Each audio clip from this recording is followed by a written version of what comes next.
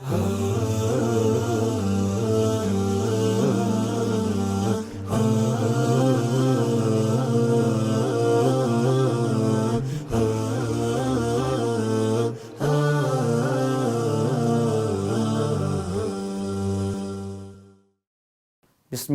alhamdulillah, wassalatu wassalamu ala nabina Muhammad wa ala alihi wa sahbihi wa man wala amma ba'd. Assalamualaikum warahmatullahi wabarakatuh. Mga minamahal naming mga kapatid na nakikinig sa araw na ito, ano nga ba ang tinatawag na Islam? Ano nga ba ang relihiyong Islam? Mga kapatid sa pananampalataya at sa mga taong hindi pa nananampalataya kay Allah subhanahu wa ta'ala, ang Islam ay ang pagsuko, pagtalima at pagsunod sa mga ipinag-uutos ng Allah subhanahu wa ta'ala.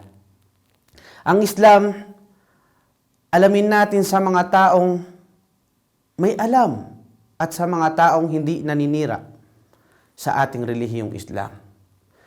Kung gusto nating malaman ang relihiyong Islam, alamin natin ito mula sa mga taong maalam, dahil ang relihiyong Islam hindi lingid sa ating kaalaman, ito ay nagtuturo ng kapayapaan. Ang sabi ng mga scholar ng Islam,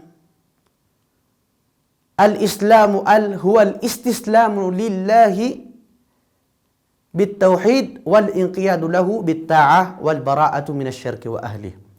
Ang Islam, mga kapatid, sa pananampalatayang Islam, ayon sa mga scholar ng mananampalataya sa Islam, ay ang Islam daw ay ito ay pagsuko sa kaisahan ng Allah subhanahu wa ta'ala na siyang tagapaglikha sa atin. Ang Islam, siya ay nagtuturo ng tunay na pananampalataya kay Allah subhanahu wa ta'ala sa kanyang kaisahan, na kung saan ang mga propeta ng Allah subhanahu wa ta'ala magmula kay Noe hanggang sa kaduluduluhan o kahuli-hulian ng propeta Muhammad sallallahu alaihi wasallam, iniutos sa kanila ang kaisahan ng Allah subhanahu wa ta'ala. Wal-inqiyadu lahu bit-ta'ah, at ang pagpapakupkop sa pamamagitan ng pagsunod sa mga iniutos ng Allah subhanahu wa ta'ala. At pagiging inosente sa pamamagitan ng pagtatambal kay Allah subhanahu wa ta'ala at sa mga taong gumagawa nito. Kapag ka ang tao, hindi niya sinaliksik ang relihiyong Islam, tunay na sila ay mga talunan. Ano nga ba ang sabi ng Allah subhanahu wa ta'ala sa banal na Quran? وَمَنْ يَبْتَغِ غَيْرَ الْإِسْلَامِ دِينًا فَلَنْ يُقْبَلَ مِنْهُ وَهُوَ فِي الْآخِرَةِ مِنَ الْخَاسِرِينَ. Subhanallah. Kung sino man ang hanapin niya ang relihiyon maliban sa Islam, ay hindi sa kanya ito tatanggapin. At sila sa kabilang buhay ay kabilang sila sa mga talunan.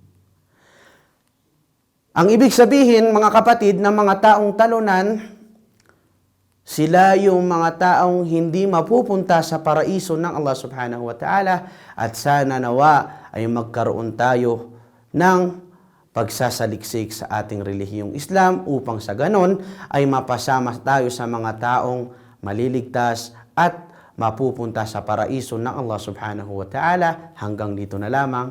Assalamualaikum warahmatullahi wabarakatuh.